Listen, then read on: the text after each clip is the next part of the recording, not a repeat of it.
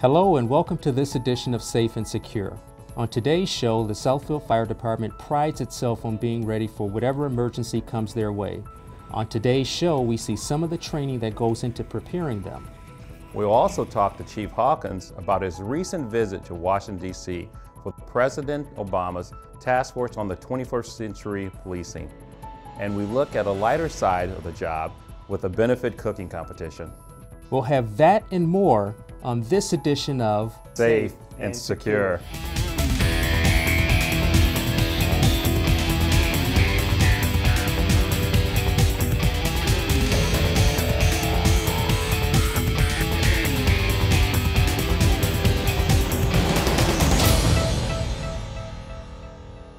Once again, the Southfield Fire Department is taking part in a series of training activities with the Oakway Consortium, a group that is made up of fire departments that surround Southfield. Today, the focus is training on recognizing flashover. Flashover for the firefighters is the room and contents are in a building. All the combustibles get to a certain temperature and everything in the room in that area takes off. And it's not survivable. Civilians do not survive it. Firefighters in their full gear do not survive it. And what we're trying to do is get guys to recognize it before it happens. And one of the best, you can watch videos, you can talk about it and read. One of the best ways is going in the classroom here and feeling it on your skin. That's the classroom inside the box. Right now there's two instructors in. One is a City of Southfield firefighter, Eric. He's got 10 years on the job. He's an instructor with OCC. The other instructor is Captain Mark Lowry with West Bloomfield. He's their training teacher, or excuse me, training captain, and he also teaches with OCC. So how do they learn? Is we come out here, we've been doing this about 20 years, and we bring in new guys and we start just teaching them, and eventually they learn what we're teaching here and they start teaching other guys. Flashover is just one of the terms you will hear when talking to firemen about life-threatening situations they may encounter. Another is backdraft. Backdraft is kind of what you see in the movie. You have a lot of heat, no fires left inside, but you got the smoke. You add a little bit of oxygen, and usually at that point where you add the oxygen, the fire just explodes out that opening. Kind of how a flower grows towards sunlight, fire grows towards oxygen. And flashover, what we have is everything in the room kind of gives off gases. When those gases get to a certain point, usually 1128 degrees, the whole room ignites. What we're doing in there is teaching firefighters to recognize the signs of flashover. By a small margin, overexertion, stress, and medical issues account for the largest share of deaths in the fire service nationwide. The second leading cause of fatal injury was being caught or trapped by rapid fire progress, including flashover and explosions. Every year, firefighters die from flashover all around the country. So by teaching guys the signs to recognize, we can save their lives. And a guy from Beverly Hills I know, which is a department just north of us, went through our training last year and was sitting at an event with him, and he was telling me that training saved our lives. We were in there and I saw the smoke bank down. We got hot, couldn't see the fire. I told my guys to get out. As soon as I came out the door, that whole house just... What you're seeing inside is really basically 5 sheets of OS&B and a barrel full of pallets, so lumber, burning about 10 to 15,000 BTUs.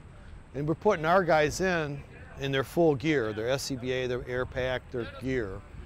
And I know that doesn't sound like very much lumber. It's pretty small, but it's a small box.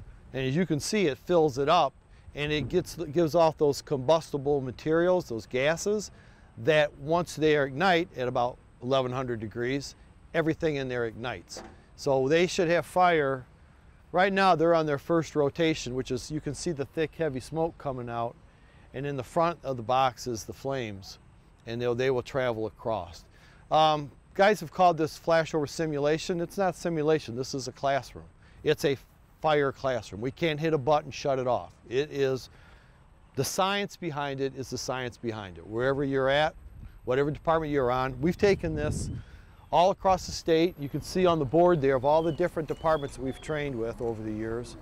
Probably close to 5,000 firefighters we've got to train. And we've had multiple experiences where firefighters have came back to us and said, man, I seen what we talked about and I got my guys out. And it happened in the city of Southfield about 3 years ago. This is a type of training that you can read about, you can watch videos on, but you need to experience it in life. You need to feel that heat on your skin, you need to see the smoke conditions, you need to see it as she lights up and how quickly it can happen. That happens in a structure fire, that's not a good place for us to learn. This is the classroom. We do a classroom where we talk about it, but this is where the guys come and do the classroom. Captain Scheich is our training officer who tries to coordinate and getting guys training, but I mean the reality is we don't have enough people. Our guys are trying to train, but here's what will happen. They will come to training and then all of a sudden Life 1 leaves, then Life 2 leaves, then Engine 1 leaves because they're all going on runs. We're a busy department. That's in trying to train. You asked my opinion, I'm telling you. So trying to train on duty is near impossible at our department. We try like crazy to do it, but every time we get in a training situation Captain Scheich sets up for us, our guys are going on runs, which is what we're here for. But they, you know, somebody's having a heart attack, we go take care of that. So we are pulling people out of our training to take care of real life situations. The flashover training tries to come as close as possible to real-life situations, but trainers are quick to point out that they want to make the training as safe as possible for firefighters. It gets, like I said, 11:28 in there, so we want to make sure everyone's really safe. So we do a walkthrough so everyone knows where their positions are inside the can. That's what we call the flashover chambers. And we walk them through. We make sure they don't use too much water and steam us by practicing with a nozzle. And then right before we go in, we make sure there's no exposed skin. Too much water in the heat can create steam, so we want to make sure that around everyone's wrists, everything is nice and covered up, and there's no exposed skin around our face mask.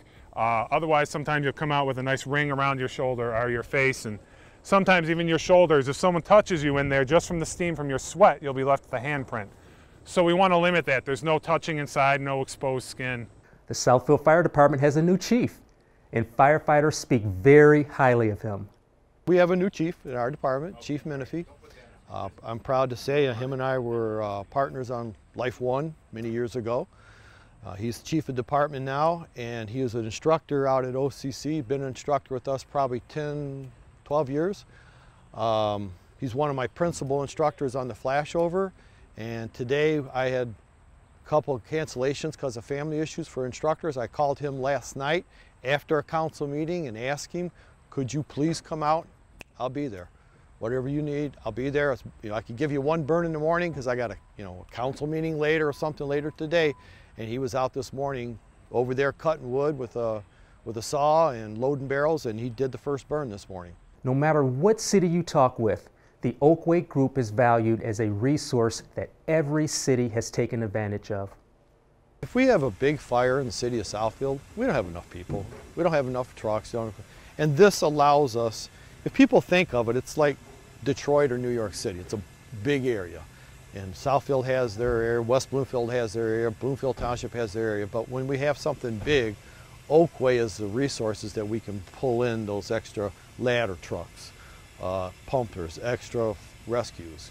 That's our resource. And that's one of the best things about this is Southfield guys get to come out and train with West Bloomfield guys, and they get to see each other. Hey, man, I've seen you at flashover training. We haven't seen each other 6 months ago or something. No matter how much preparation, training, and safety instruction takes place, firefighters are going to be in dangerous, life-threatening situations, and their equipment will be pushed to the max.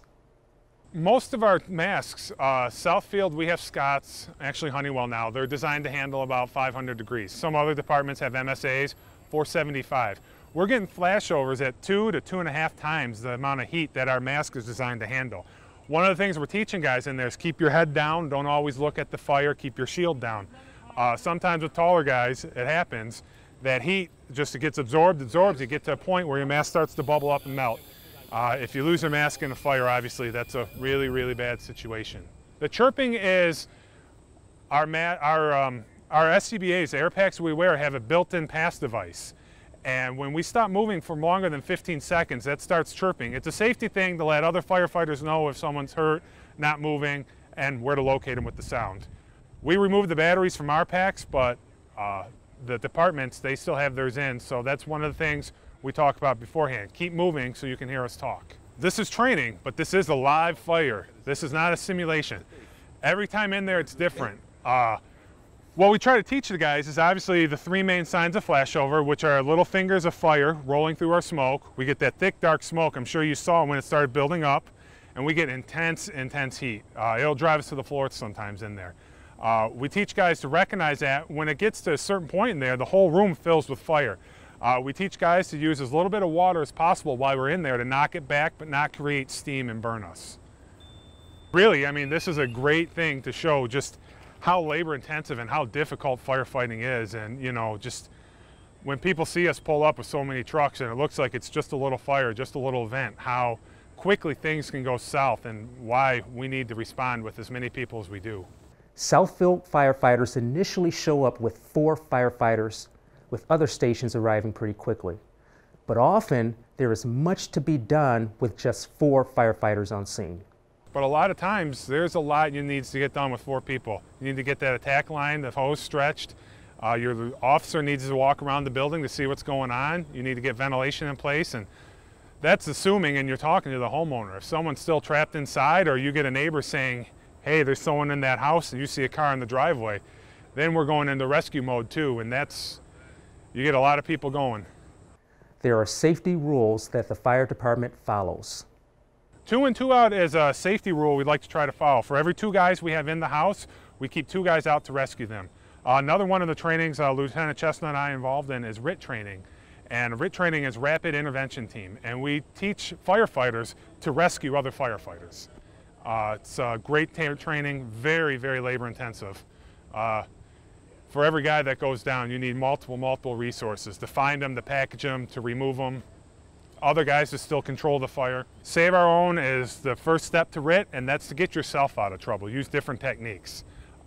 Simple stuff as, I fell into the basement, well here, let's grab this table, drag it over, stand on that, and see if we can't pull ourselves out of the hole.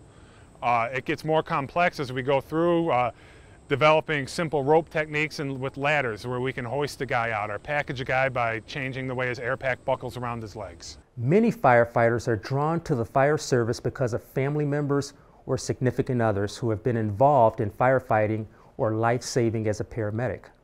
It's something I've always wanted to do. Growing up, I've had family that's been in the fire department ever since I was a little kid on volunteer departments. And then when I got in high school, I had a good friend whose dad was a full-time firefighter for the city of Flint.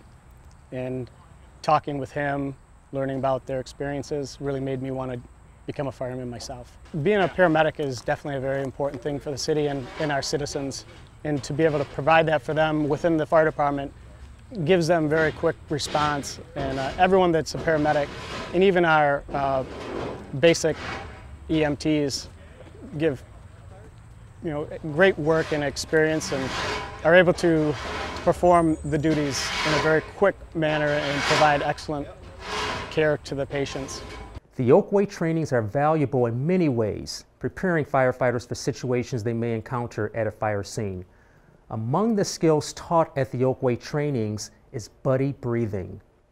Overhaul is once the fire has been extinguished and we're getting the smoke out of the house, checking for hot spots, opening up walls, checking floors, areas around the fire, make sure that there's no extension of the fire. And while doing so, the firefighter that went through the floor, the fire had given away in the area, and he just went down through the floor. Everyone was on SCBAs, so it was assumed that probably breathing wasn't an issue until we got down to the individual, and I happened to be one that was right in front of him, and we were hanging on to him, and he said that he couldn't breathe. He actually was being supported by a floor joist, so he was holding himself up on the floor with his arms, and the lieutenant and 2 other firemen were around him also holding him to make sure that he didn't continue through the floor. But it wasn't until we got right up to his face that he had a muffled sound trying to speak through his mask, saying that he couldn't breathe, that his air wasn't working. And once that happens, his tank was already below the floor, so you didn't know what was going on with the tank.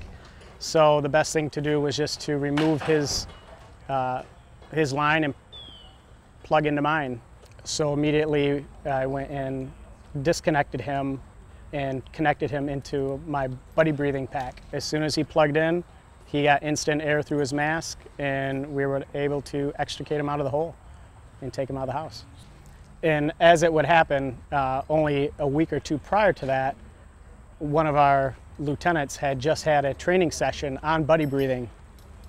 So it was actually kind of funny that it happened, but everything was fresh in our minds. So training is a huge part of our job. Just because the house wasn't on fire anymore doesn't mean that it wasn't a dangerous situation. Anytime there's smoke in the atmosphere like that, it can definitely be harmful to you. The City of Southfield is looking to hire firefighters. To find out more about job possibilities, go to the City of Southfield's website or call 248-796-5601. In September of 2016, Southfield Police Chief Eric Hawkins attended a briefing at the White House regarding President Obama's Task Force on 21st Century Policing. The task force was launched to strengthen law enforcement and community relations. It was a great event. It was a briefing on the President's Task Force on 21st Century Policing. And back in 2015, President Obama commissioned a task force of professionals from around the country to take a look at police-community relations. This was right on the aftermath of incidents that happened in Ferguson, Baltimore, Florida, and in other parts of the country. And the President recognized that there needed to be a bridge built between local law enforcement and certain segments of our communities. And so he commissioned this task force in 2015, and it was comprised of some of the best and brightest minds in a number of disciplines from around the country. So you had educators, folks from the legal field, law enforcement executives, social activists, and more. And I think there were something like 18 members of this task force, and they met over a period of 8 months to a year. And they examined the issues, and they came up with some recommendations that local law enforcement could use in order to build bridges and enhance and better the relations between local law enforcement and members of certain communities.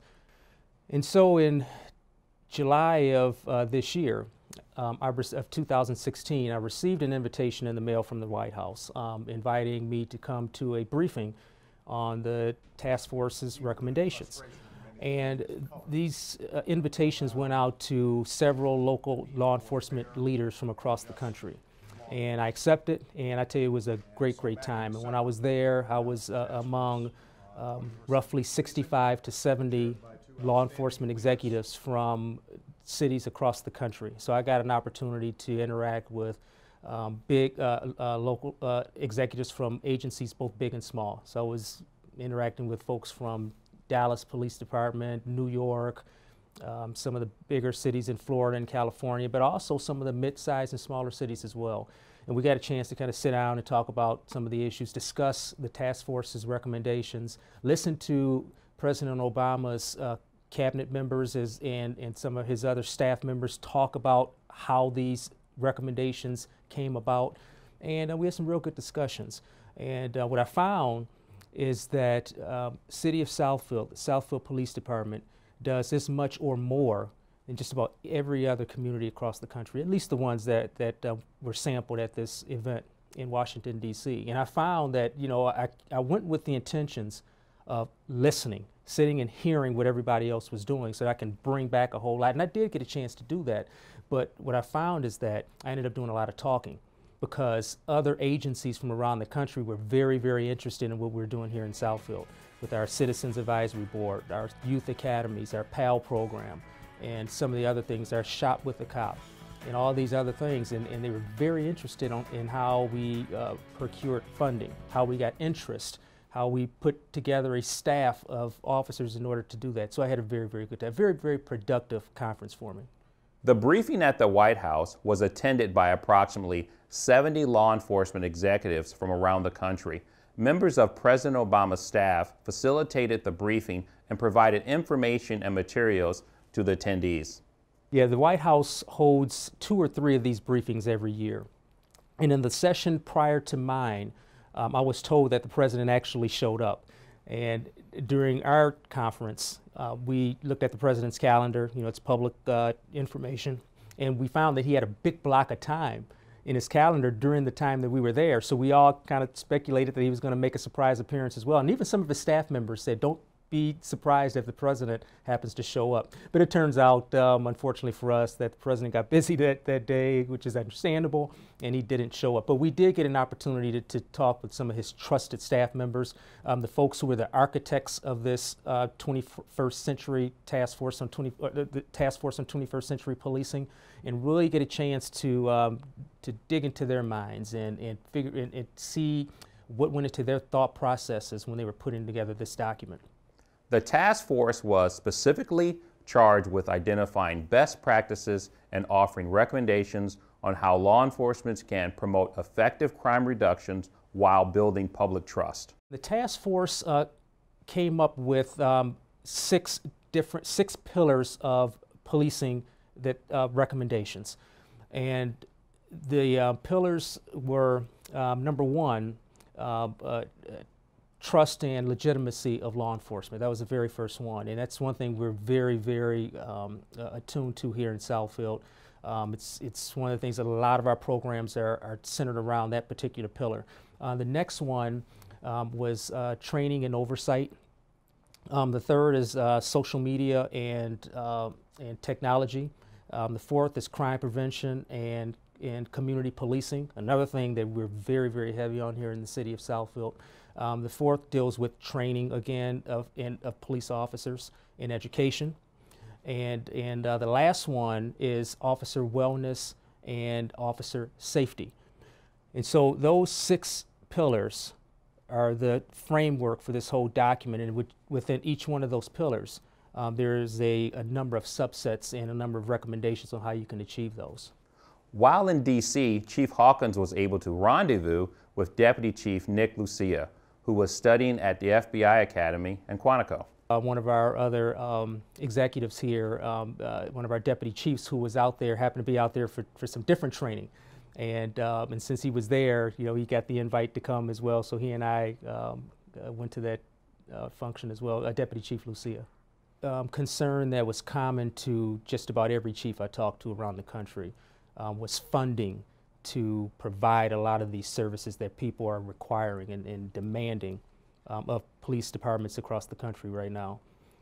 A lot of these things that, and even the recommendations that the task force provided, requires extra officers. It requires reassignments of others. And so that necessitates extra funding to police departments in order to do that. It's almost like having an unfunded mandate in a sense, and that's kind of how a lot of us were looking at it. In terms of staffing, you know, we're losing a lot of our commanders in our department. You know, our deputy chief is retiring real soon. We're losing, I believe this year, another 10 officers. Next year, another 10 or 12 or so. And so it's very, very hard to kind of maintain some of these programs. And in addition to that, the newer officers that we bring in, it takes a while to train them. And so they're on probation for a period of time, so they can't be simply put out in the field and incorporated into a lot of the programs that we want to do. So it takes a little bit of time to do so. In order for us to fulfill some of these requirements that the recommendations have put forth, we'll need some extra officers, and fortunately the city of Southfield, the administration in Southfield has authorized us to hire some more officers in order to do that. So we're very, very hopeful and optimistic as we move forward over the next couple of years that we'll get some new officers in, and then we'll be able to put those officers out in the field and take some of the officers in the field that have experience and put them into some of these programs that we're doing with outreach in our communities. A trip to our nation's capital is always exciting, and is one Chief Hawkins will remember for a long time. It was real exciting to me because I had a White House trip, I think, when I was in the 8th grade. And so it's been so long since I've been there. And it was really real exciting to get a chance to go and get a private tour of the White House. We went to some areas of the White House that members of the general public won't necessarily get a chance to see. So it was very, very exciting, you know, coming in and taking pictures outside of the Oval Office. and seeing some of the staff members inside of the building, seeing some of the formal areas where the president actually entertains guests, and where he and his family actually, once the crowds leave and they roll the carpets up, the president and his family actually spend time in some of these areas they were in. And so that was it was a very exciting experience. And for me, I found it kind of neat to, when we were inside the White House grounds and right on the front steps of the White House, to look out onto Pennsylvania Avenue and see all the tourists that were out there looking inside and taking pictures and all that, and realizing, wow, we're actually inside the place where all those folks are looking and taking pictures. And then afterward, they get a chance to go outside and join the tourists and look back into the area that we were actually standing in, and it was really, really a great experience. Had a chance to walk around that area. Did some other stuff in downtown Washington, and I tell you, downtown Washington is a bustling area. There's a lot going on there.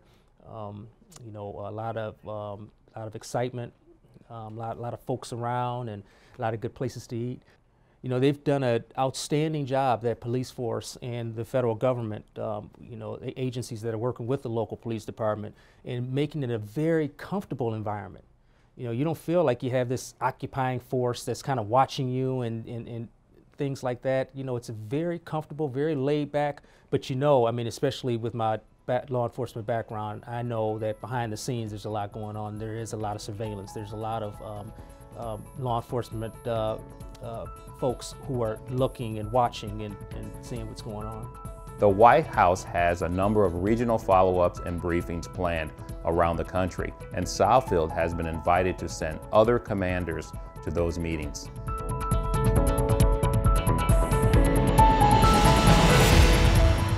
Metro Detroit's finest top brass took part in a Chiefs cook-off competition in support of area youth. Metropolitan Detroit Chiefs of police, fire, and other public safety agencies donned chef aprons and hats on Thursday, October 6th of 2016 in support of Detroit's youth at the Max Fisher Music Theater in Detroit. The Youth Connection is a 501c3 nonprofit organization in southeastern Michigan, connecting youth to a brighter future. They provide programs such as our Career Academy, nutrition education programs, substance abuse prevention programs, and our Ticket to Float summer kayaking program. Chiefs Cooking for Kids brought together a wide range of law enforcement and fire officials' favorite recipes in a community-wide effort to raise money for the Youth Connection that connects our youth to a brighter future. The Chiefs whose dish got the most votes was crowned the winner and received title of the Metropolitan Detroit's Chief Chef. Dr. Grenée Dudley, she's a Southfield resident, and she's the president of this nonprofit organization. And so every year she has, or at least for the last 4 years, she's had this fundraiser of one of many that she does.